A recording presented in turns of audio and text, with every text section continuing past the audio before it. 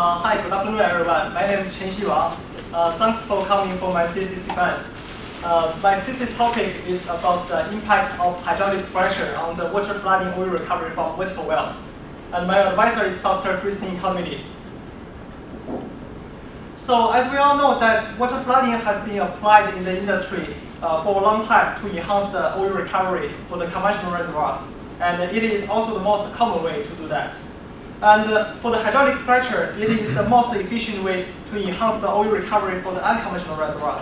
Because for the unconventional reservoirs, the formation permeability is pretty low, so we need to fracture the formation to enhance the production rate.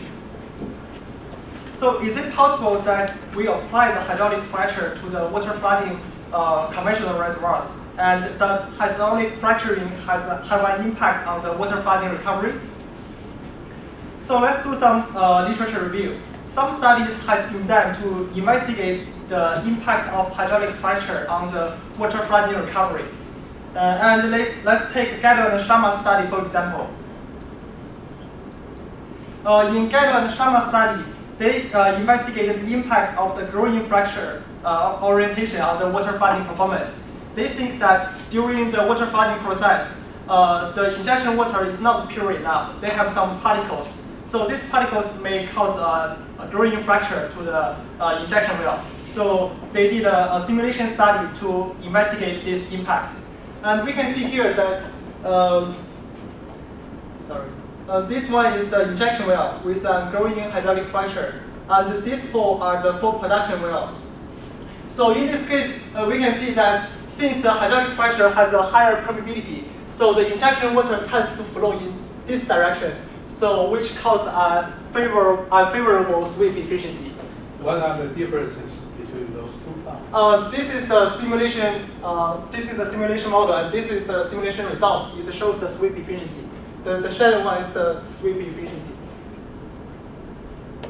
This is just a model. Before they run the simulation, they compare this pattern. It's a well pattern. So what is the colored area on the left picture? In this one?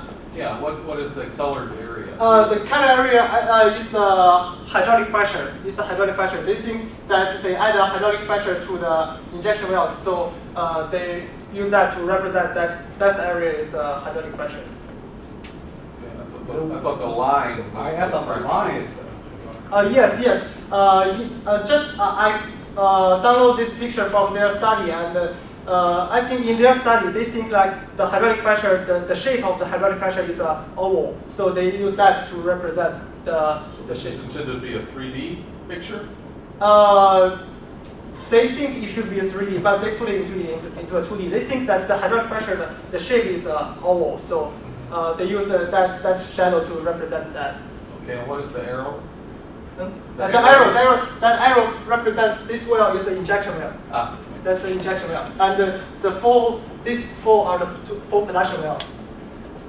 And what was are these soft sediments? What kind of rock is this? What's the permeability? Professor, in this slide, we just want to let me show you another case. In their study, they want to investigate the impact of hydraulic orientation. As we can see here, they did another simulation study by changing the position of the four production wells. So as we can see that after they changed the position of the four production wells, the sweep efficiency changed a lot. So they just using this. What do you mean they change the position? As you can see, Okay. At the beginning, there are the four production wells, and then they change the position to here. So they compare like, as we can see, we can compare this that the hydraulic fracture has a different orientation compared to the production wells. So like in this case, it has a higher sweep efficiency. So they think that the hydraulic fracture orientation has a have a great impact on the sweep efficiency. So can we intentionally fracture the injection wells? Because in Gadol and Sharma study, they investigated the hydraulic fracture, which is caused by the particles in the water. So it's a growing fracture. They did not intentionally fracture the injection wells. However, in our case, we are going to intentionally fracture the injection wells. So that sounds like soft sediments, unconsolidated sand fracturing, where you're worried about water quality. Yeah? I'm sorry for that. I heard you say particles in the water. Yes. Usually that means you're worried about soft sediment fracturing, right? It's a totally different fracturing model from hard rock. Do I have that right? Sharma, I know, did a lot of work right around then on soft sediment fracturing, right? Yeah, basically the growing fracture is caused by like some particles. Yeah. So it's soft sediment Yeah. fracturing. I don't think so.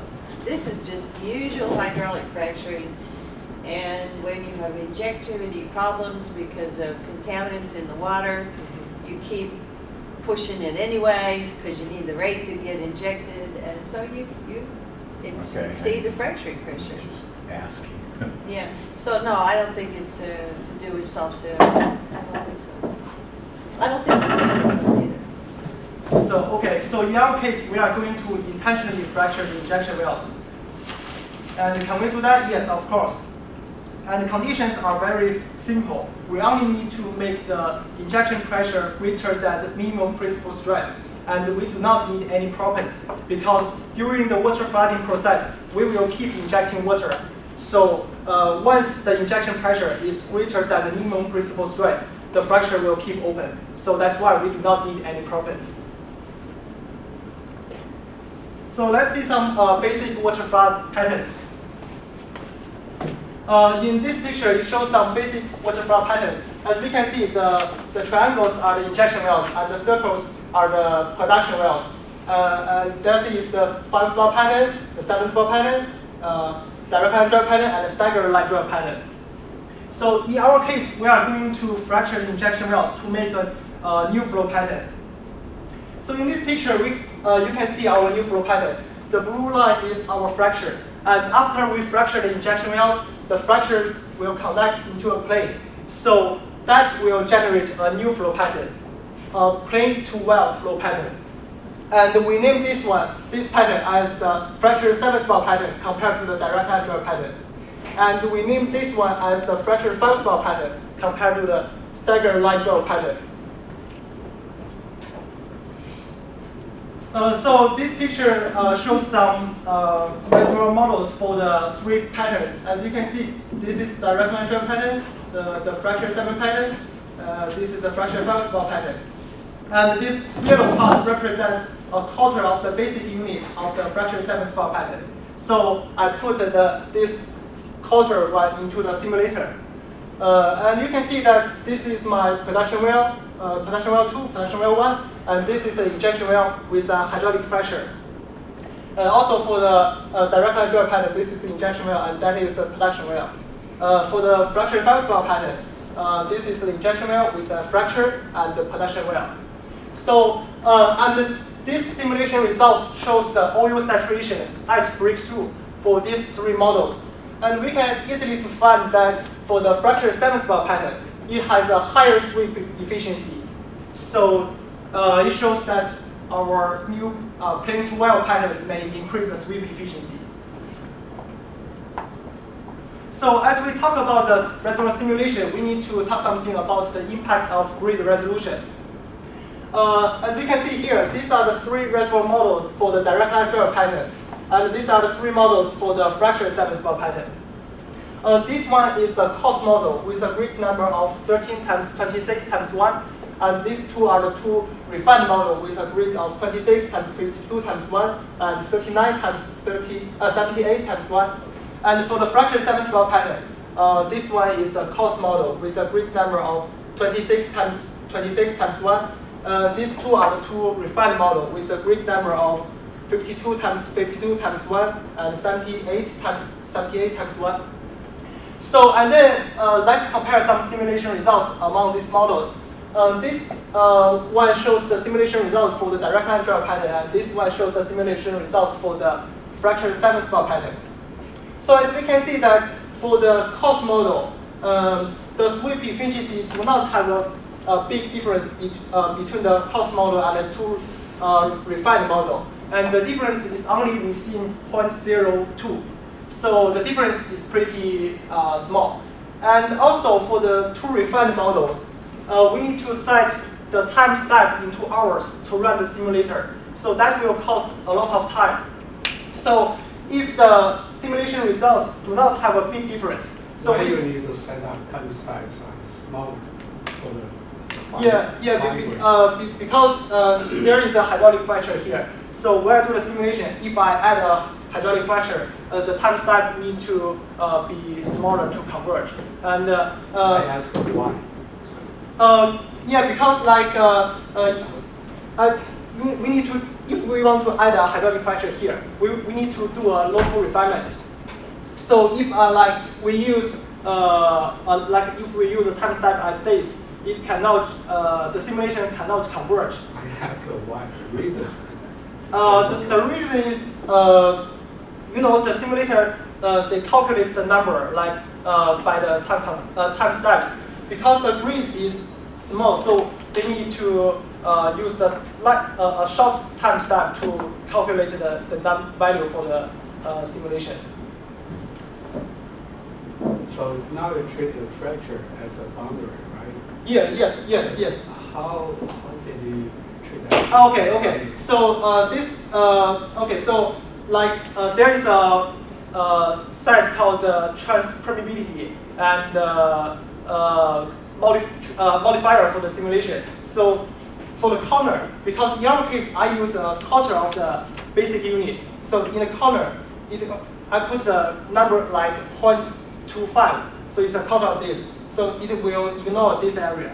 And for the boundary, I will put 0.5. So it will ignore this area. And so also for the corner 0.25. So for that thing, all the other three part is no flow. But for the fracture, you do have a flow. Yes, flow So in this way. How did you calculate the flow rate? The flow rate? Yeah. Oh, I will talk this later, because in our case we set a constant pressure, constant injection pressure. That's not what he's asking you though. So how do you make this thing act like a fracture? What did you do? Act like a fracture.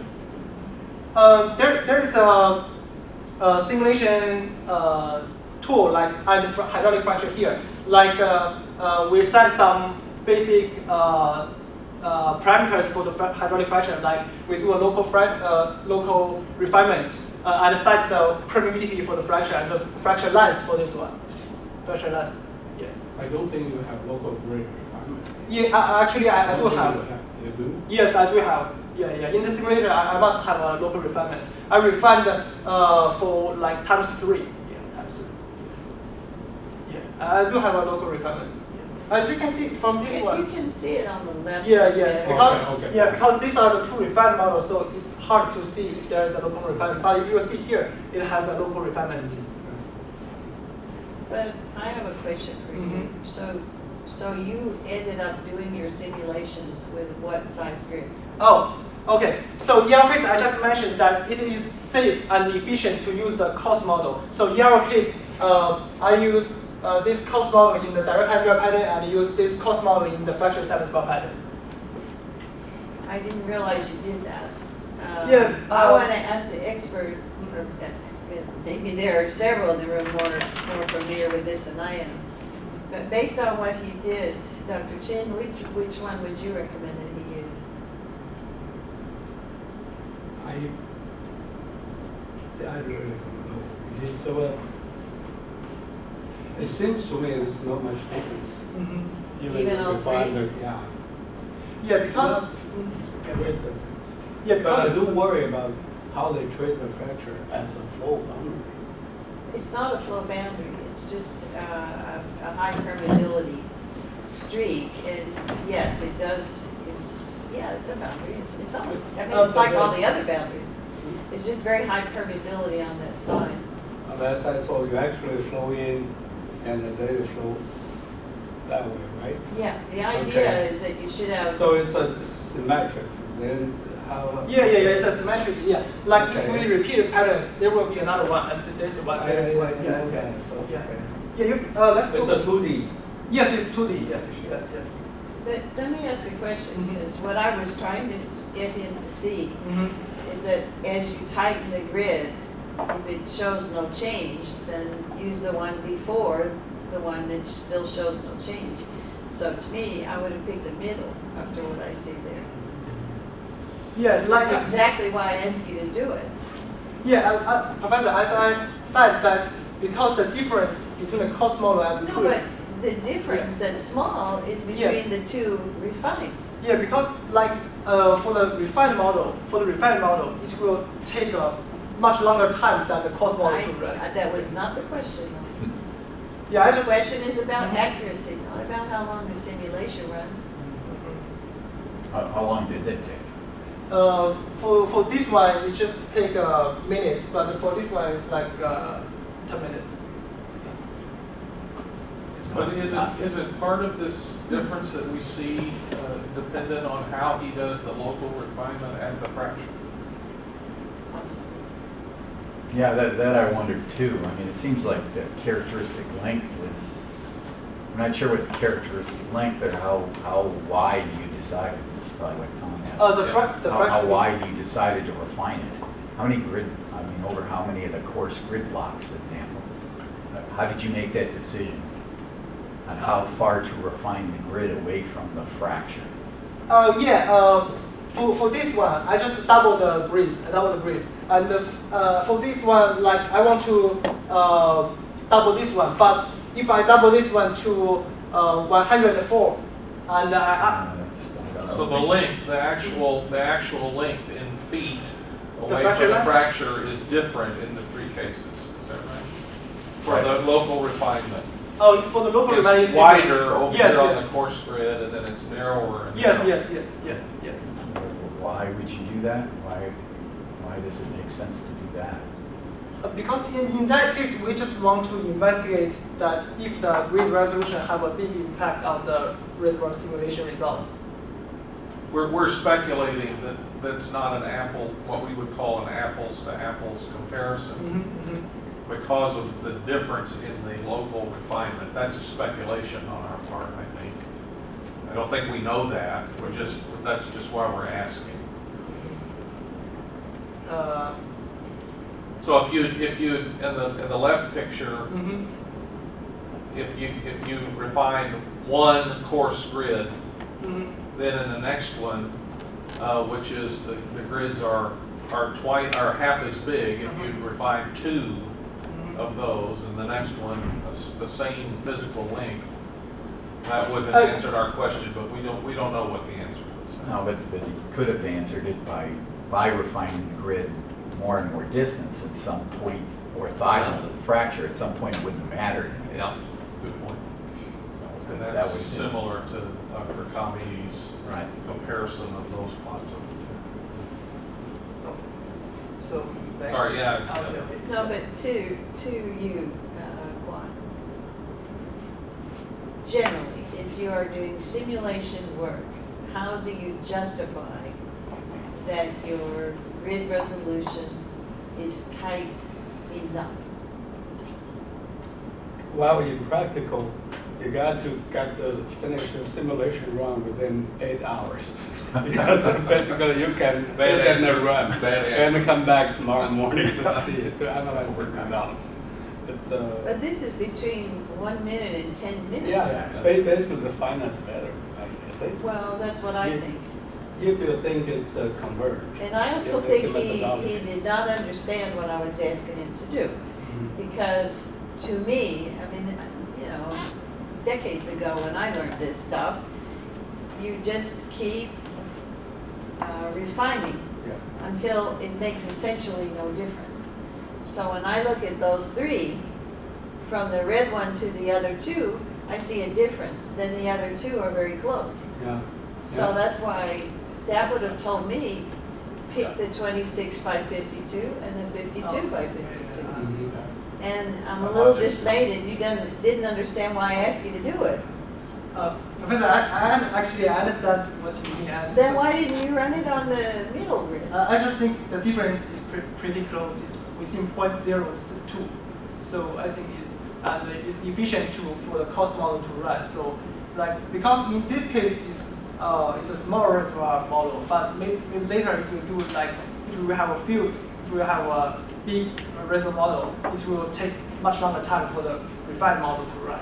I don't think that's the issue though, because you're just trying to show some things with these simulations. And the reason I would ask the question is because if you get this into a meeting and ever try to get it into a journal, experts are going to be asking these questions. Yes. So you should handle them in the formal way that the experts are used to seeing. And I don't think that's what you did. I think. Oh yeah, okay. So this slide shows some input parameters for my reservoir models. The grid top depth is 4,000 feet. The grid thickness is 15 feet. Porosity is 0.2. Permeability is 100 millidarcy.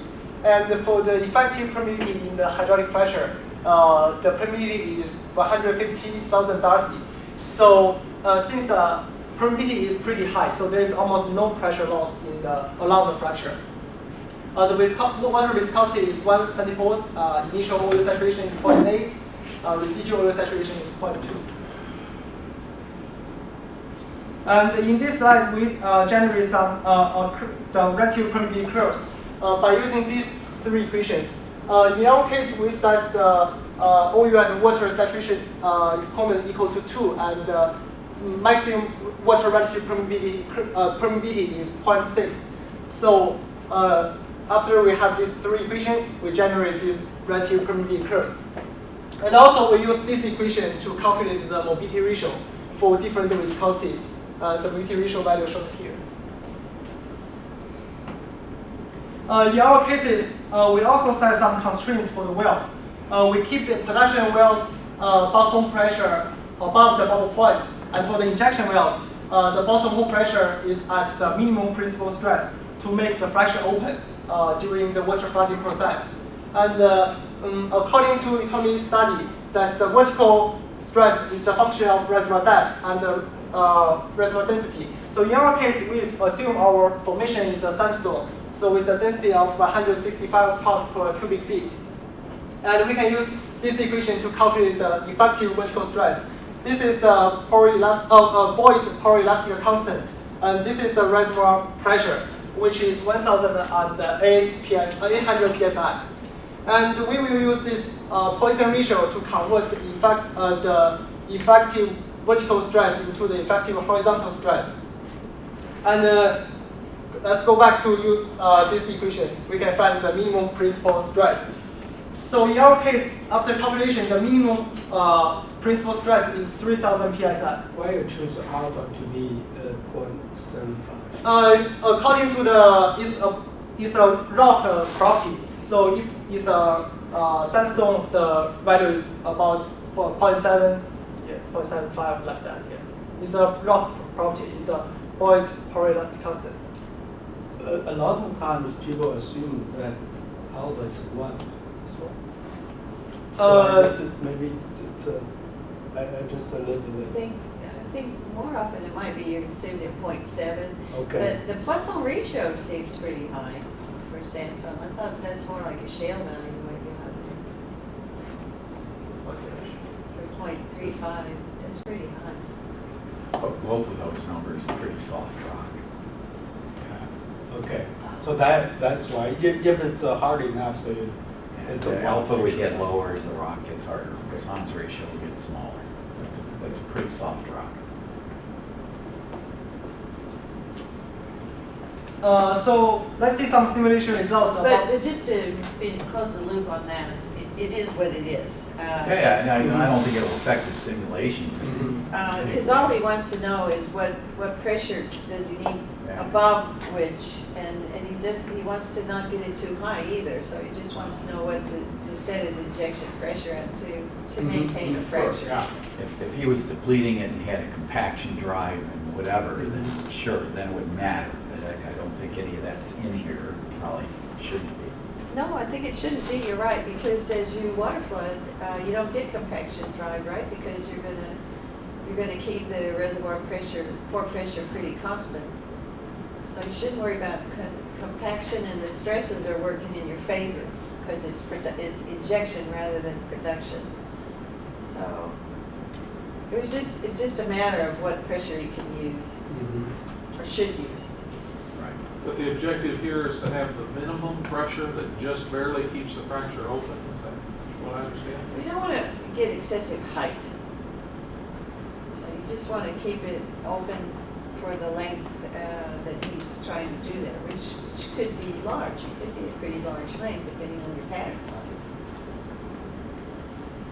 Okay, so we got to have the pressure that is sufficient to make a fracture that's long enough to fill his little model. Yeah. Got it. Okay, so let's see some simulation results about the sweep efficiency. So in our case, we are going to compare the sweep efficiency between the fracture 7-spot pattern and the literature. However, in the literature, they measure the sweep efficiency by doing experiments. And in their experiments, they are using the miscible fluid for displacement. Well, in the reality and in the simulator, we will use immiscible fluid for the displacement. So we compare our fracture 7-spot pattern with the experimental direct line driver pattern by making a two-step comparison. The first step is here. As you can see, this one shows the comparison between the fracture, the simulated direct line driver pattern and the experimental direct line driver pattern. And for different work art in general, that the simulated direct line driver pattern has a little bit higher sweep efficiency than the experimental direct line driver pattern. So we make the second step of comparison between the fracture 7-spot pattern and the simulated direct line driver pattern. As you can see, this shows our flow patterns. So in this case, we can find that for different water cuts, that the fracture 7-spot pattern has a much higher sweep efficiency than the simulated direct line driver pattern. And since let's go back a little bit. Sorry. And since the simulated direct line driver pattern has a little bit higher sweep efficiency than the experimental direct line driver pattern, so that means the fracture 7-spot pattern will has a much higher sweep efficiency than the experimental direct line driver pattern. So in this slide, it shows the sweep efficiency comparison between the fracture 7-spot pattern and the fracture 5-spot pattern. As we can see, this is the fracture patterns. So we can find that for the fracture 7-spot pattern, it has higher sweep efficiency than the fracture 5-spot pattern. And then we compare the recovery factor between the two production wells in the fracture 7-spot pattern. Because it has, as I said, there is almost no pressure loss along the fracture, but the pressure loss is about 1 psi. So, the recovery factor for the two production wells are different, and the production well 1 has like a little bit higher recovery factor than production well 2, but the difference is pretty close because the pressure loss is very, very small. You said 1 psi difference, and it makes that much difference? Yes, I think so. Yes, but the difference is not it's not big enough. It's not very big. 1 psi out of how many psi?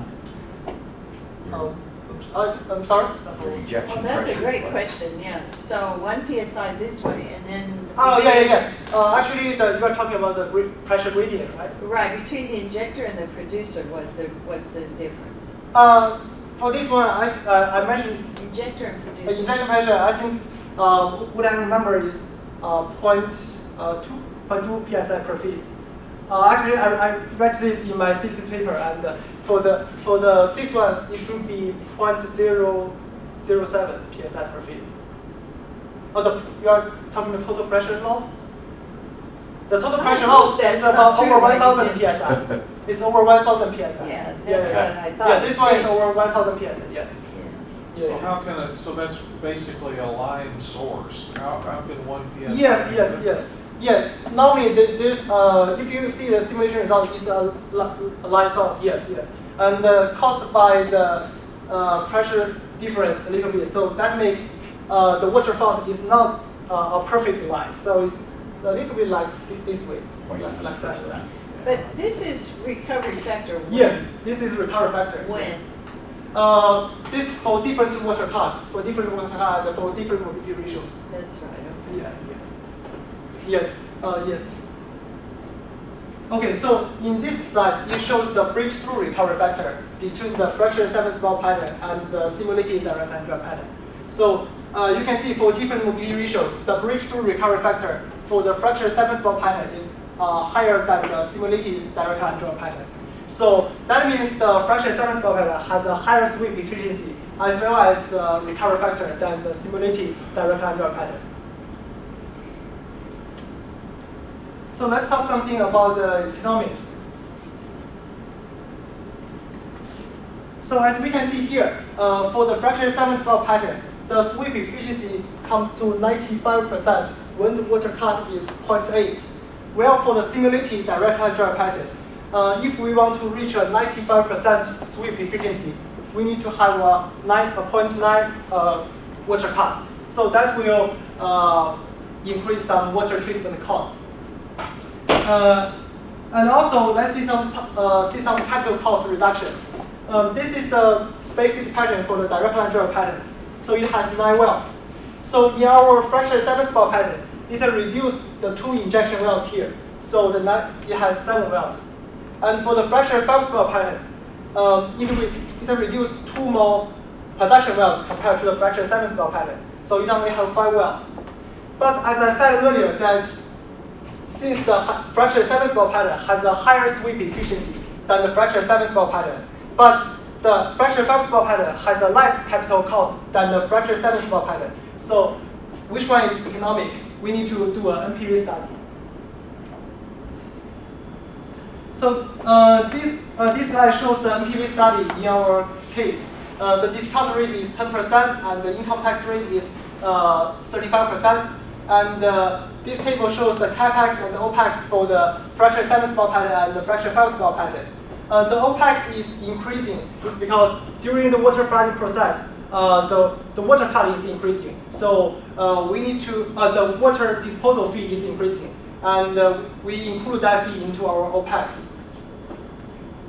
What are you doing with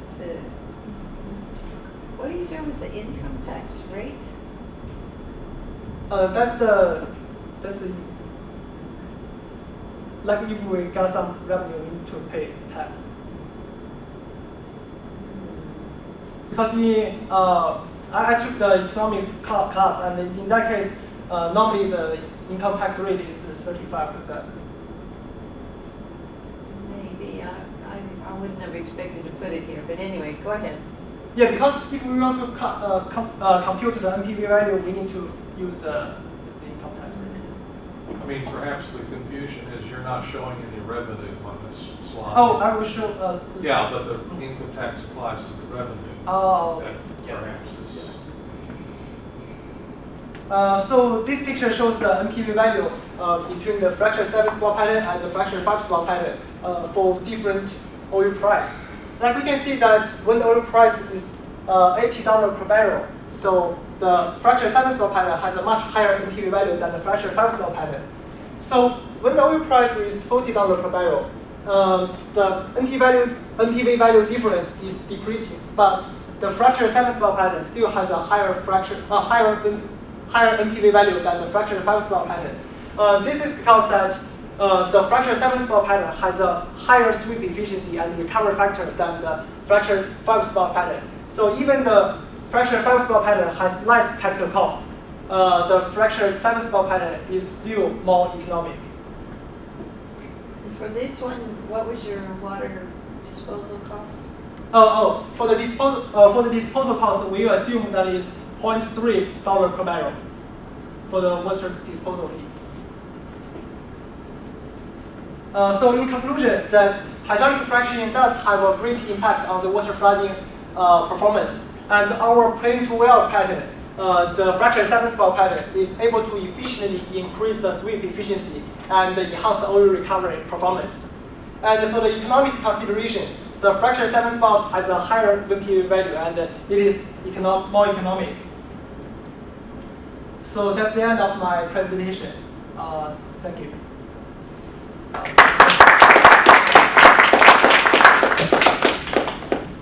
I think customarily we want to give the guests in the room an opportunity to ask questions. Does anybody have a question? You understood everything. Well, I'm also a guest, so I'd like to ask a couple of questions. since I'm on the committee. Could you go back to the actual pictures of the models? Yes. Some aspect of this that I haven't quite understood.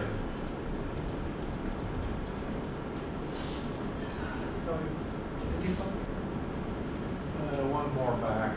Yeah. Okay. So, so is the only difference between the 5-spot and the 7-spot that just twice as many producers Yes. along those lines? Yes. Yes. This one. These two production wells. The reduced. Yes. Okay. Yes. And I'm trying to understand the 5-spot Yes. model. Mhm. So these are like translational unit cells, right? You just do that quarter Yes, because quarter, you could yes. replicate it all Yes, over yes, yes. all over the reservoir, Yes. Yes. right? Mhm. Okay, I didn't understand that. Okay, that's fine. Yes. That's fine. Could we look at slide 7? 7. Okay. This is 7. Oh, well, okay. So I guess I asked my question twice. Let's look at slide 15. 15. Okay. Just trying to comprehend this. So, yeah, so go over again this 1 psi difference along this line source making such a big difference in recovery factor. I still haven't quite understood that. So if theoretically, if there is no pressure loss, and suppose there is no injection loss here, and this is like a boundary, okay? Yeah. Suppose it's a boundary, so this will cause a linear waterfall. Yeah. So, but there is one pressure loss, and there is an injection well. So the recovery factor for the two production wells cannot be the same. It must have a difference. Yeah, okay, so it's just a question of magnitude. And once again, it seems that there's some kind of multiplier going on here because the ratio of the pressures is almost 1. Yes. That is, the pressure from the injector to P1 Mm-hmm. and the pressure from the injector to P2 are almost exactly the same, right? You see this direction and No, I'm not talking about going diagonally. I'm talking about go from the injector to P1 or go along the fracture, drop 1 psi, and then go up to P2. Those two ratios are the same to the third digit. And yet the recovery factor is significantly different. And that part, there's some kind of multiplier going on here somehow. Do you have any, can you say any more about that or help me understand that? Well, first of all, let me just be sure that we're on the same page. Suppose there's no pressure drop across along the fracture. Then these two recovery factors are going to be identical. Is that right? Yes. Yeah. Okay. Yes. So we are on the same page. Okay. So you want to explain a little bit? Well, yeah. If you could, Okay. if you could So help me I understand think- how such a tiny Yes. pressure I difference think makes a difference. I think I have one explanation. Yeah. It's because as we can see here, this is the injection well. Uh-huh. So as I said earlier, that for the corners, I will put 0.25 to make it like to flow in this direction, to ignore this 3 part. Uh-huh. So like if we can see here that there is only a production well. So it is we can just put 0.25. However, like for this model, this is the injection well and with the hydraulic pressure. So for the hydraulic pressure, we must do a local refinement. So you can see there are some smaller grids there. Yeah. So like if I want to put the 0.25 number for these grids, actually I zoom the reservoir and I try to put 0.25. However, when I click just the center of the injection well grid, it shows all the grid numbers here. So to make all the grid numbers here 0.25. So but if we see it in in detail, like this is the injection well position, and this adjacent grid is the refined grid. So this grid should not be 0.25. Yeah, it's 0.250001 or something. It's No, very it's not the it's not I the pressure. understand what these 0.25s you're describing are your method for replicating Yes, this yes. translational unit cell over the whole Yes, reservoir, and which part of which quarters do these injectors go in. Yes, yes. But physically, Mhm. whether that injector is sitting right where you draw it, or Mhm. whether it's sitting down on the other end, that it's not clear to me that it makes such a big difference. It can't make such a big difference. I don't think, unless I misunderstood. What you just described were the kind of the numerical mechanics of what you were attempting to replicate, Mhm. but physically, I just don't see how such a small pressure difference can make any difference. Professor, I'm not very sure I explain myself because Yeah. like I would like to say that for the center of this whole Yeah. grid should be the injection well, and Okay. for that center grid it should be 0.25. But when I click that grid to set it 0.25, this whole grid like became 0.25. So the simulator does not allow me to specify the adjacent grids for adjacent Okay. close to the injection wells.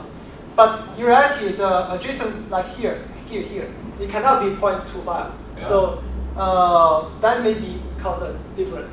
Well, that means that this plot is not right. That means the simulator prevented you from calculating what you really wanted to calculate.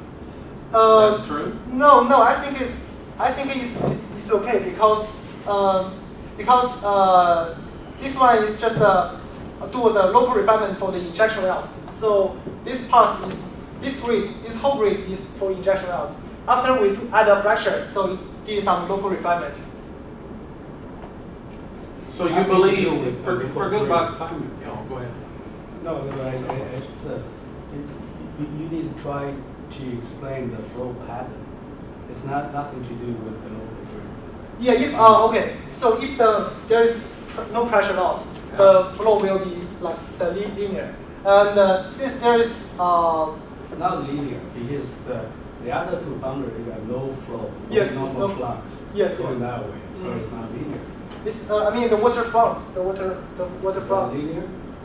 Yeah. So but there is a Well, but it's not, I mean, because these guys are sinks. So did you go back to the very beginning? okay. That part. Oh, yeah. You can explain why. You can see it on your saturation graph. They're not, it's They not don't- linear. Yeah. This shows it's not linear. Yeah, this is one. So it's not perfectly. So why is it not linear? Because those are sinks there. It's not a constant pressure band on the top. It's not, it's a line source, but it's point producers. Yeah. So you actually solve the problem on this domain, or you solve the full pattern? But You then solve the wouldn't have to be problem on symmetric about the midline then? on left one or on the direct one? The producers have the same properties. Yeah, I only Like the middle. do a quarter In of the fire spot, he This doesn't have is- a okay. producer. Yeah. If you with- only solve That's this on the how quarter it of the is. pattern, Yes. then on the bottom boundary, I still don't know how did you do? Professor, as you can see here, that let's take this for example. Because for this is an injection pressure, so I want to make sure that the flow is in this direction. So as you can see that this part, that's why I put a 0.5 number for this one, for this boundary. As you can see, the oil only got displaced in this direction. There's no oil got displaced for this one. So there's no flow in this direction. There is one. I still don't. I don't think that was the question.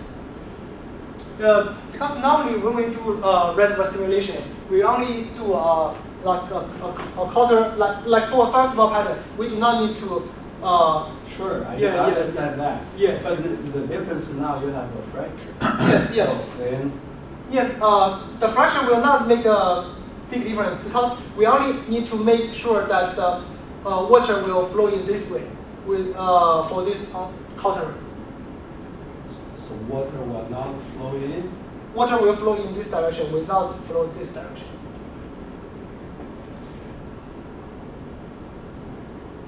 Yeah, just like for this bottom grease, I just knew that grease.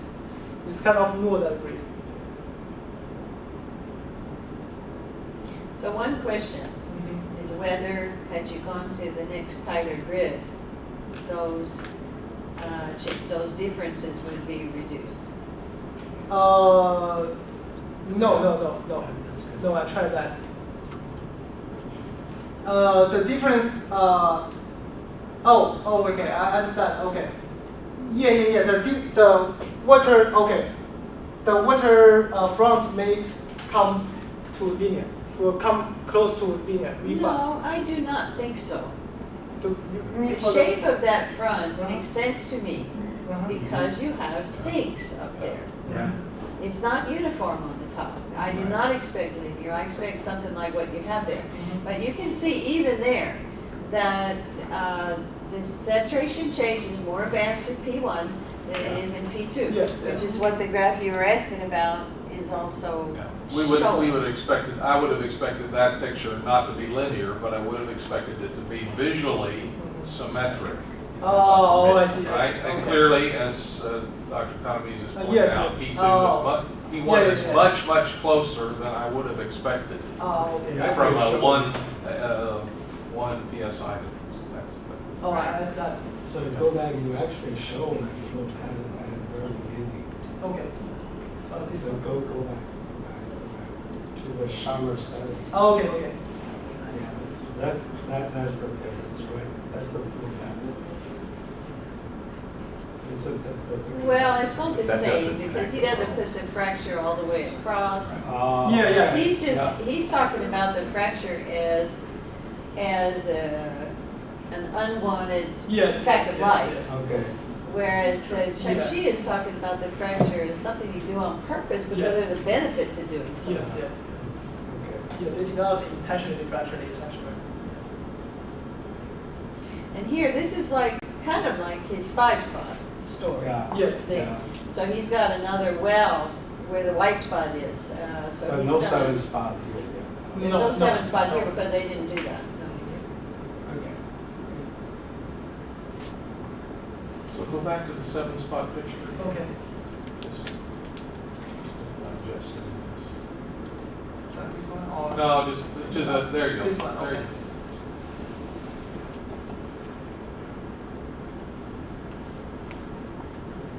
Okay, so the 5-spot pattern is just a scaled version of half of the 7-spot. Yes.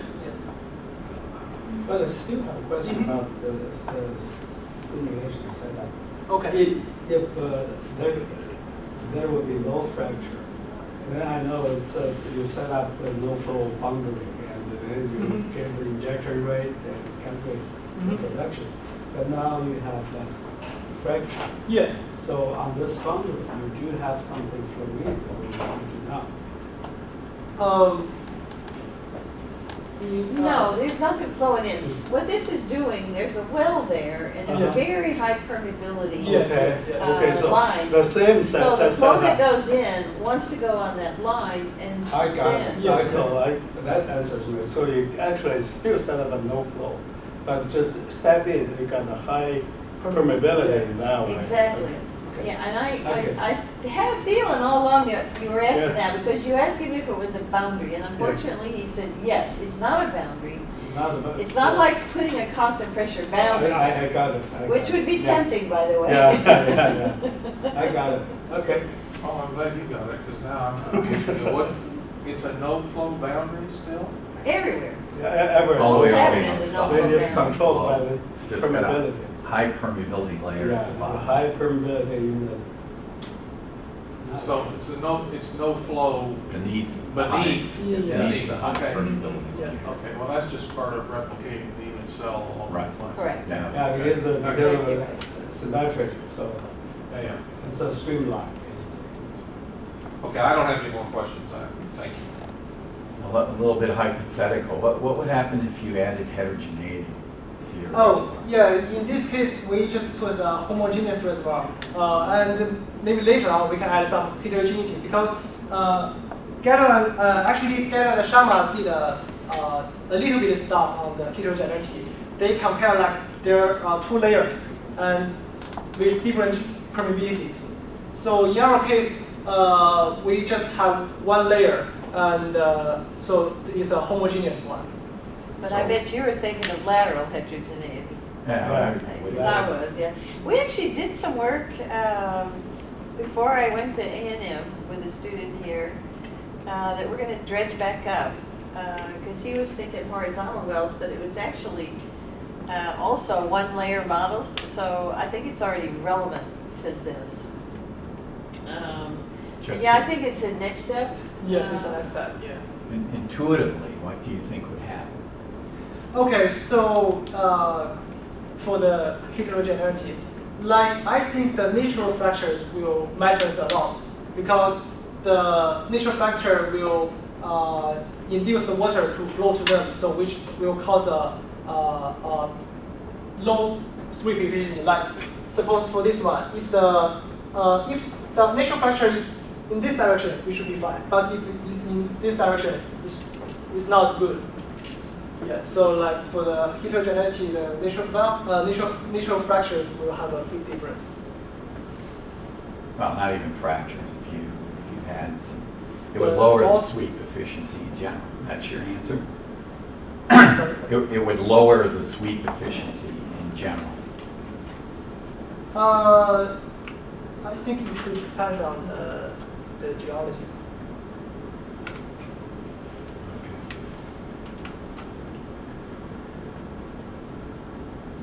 Yeah, but later on we may keep continuing to do some simulation. Can I extrapolate your question a little bit? Sure. Suppose we had some heterogeneity in there, some permeability variation. You have to think of apples to apples. So you could think about how might heterogeneity affect the direct line drive at the top compared to how it would affect either one of the other two, the 7-spot or the 5-spot, where you have that fracture in there. So do you think that heterogeneity will be, I want to say it right, Which one would have the higher impact on? yeah. 5-spot or the 7-spot pattern? Well, or more correctly, back to the just wells with no fractures, because most of the world thinks you don't want to fracture injectors. So if you have heterogeneity, will you be better off if you don't have the hydraulic fracture? That's the way we should ask it, right? Yeah. Yes. Yeah, I think the fracture 7-spot pattern, the fracture in the injection wells, will still has a higher sweep efficiency than the direct line drive pattern, because as we can see from this study that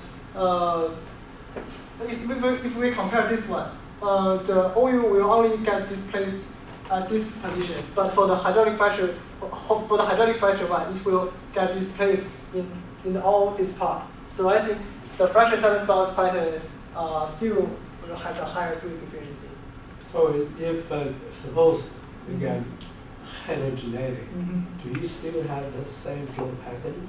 You can still take a quarter to simulate, or you have to simulate the whole?